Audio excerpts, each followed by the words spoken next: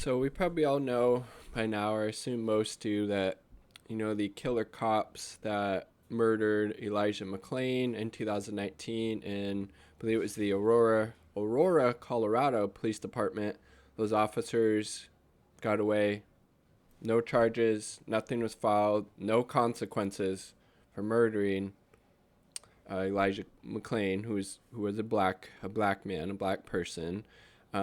And yet, the people standing up to this great injustice, the people organizing to make sure these cops are fired, held accountable in some way, they are facing up to 60 years in prison for that. I mean, is that not just...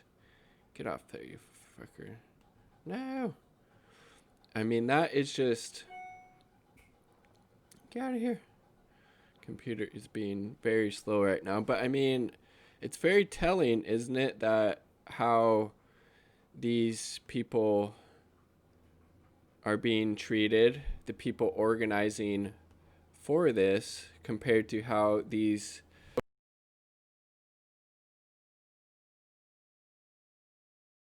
people with 60 years in prison for wanting to hold these killer cops accountable for the murder of Elijah McClain. And this is a little video from Breakthrough News, a trailer for this webinar that's coming out on the 16th. So what is that? Friday, I think. Let's check it out.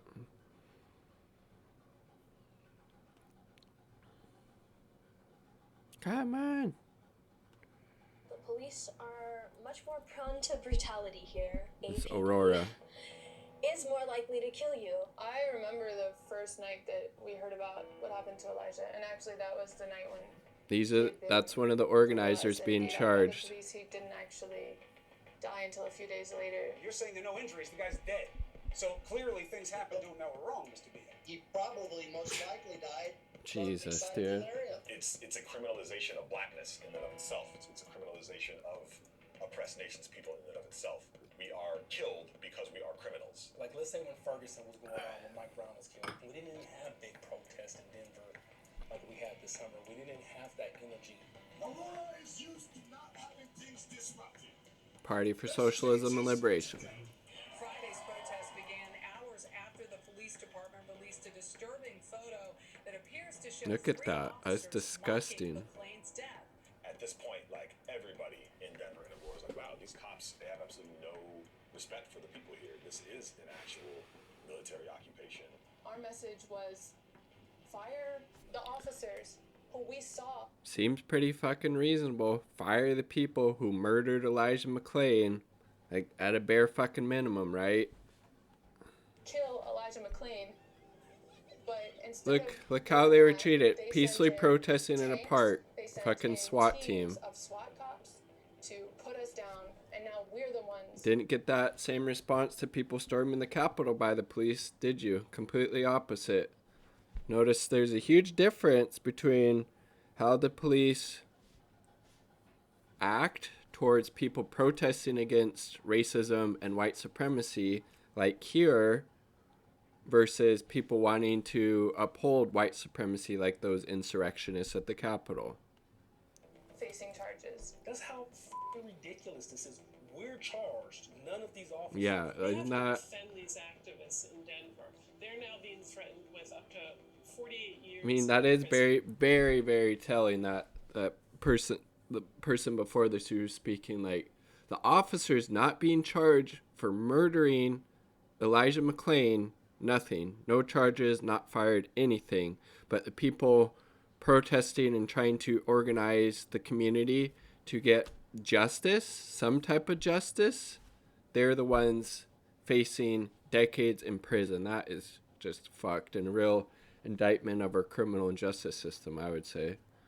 What's happening to them could happen to anyone in the United States. This is obviously meant to intimidate us, but we aren't going to let this sort of repression stop us. If we don't lead protests with real power, if we don't show that we're able to shut things down, that we're able to say enough is enough, we won't see any change. She's right. They're right. Defense of justice in Denver.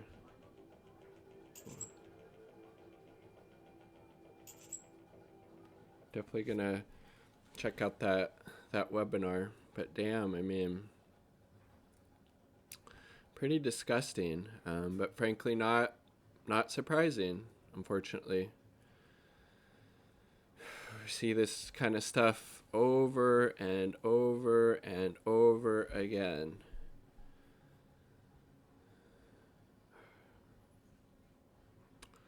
In 3 days, the document will be released. Remain uncharged. Yeah, while peaceful protesters face up to 60 years in prison. Sign the petition to drop the charges. I'll link that down below. Here's a little email from them, from the PSL, who helped kind of organize all this stuff. National Committee for Justice in Denver. Introducing the National Committee for Justice in Denver. National Committee for Justice in Denver is a new initiative composed of constitutional rights lawyers, legal scholars, trade unionists, educators, journalists, clergy, human rights activists, and others in social justice movements from all over the U.S. They have come together in defense of free speech rights in opposition to the dangerous campaign to criminalize dissent by charging peaceful protest leaders in Denver with serious crimes that could send them to prison for decades.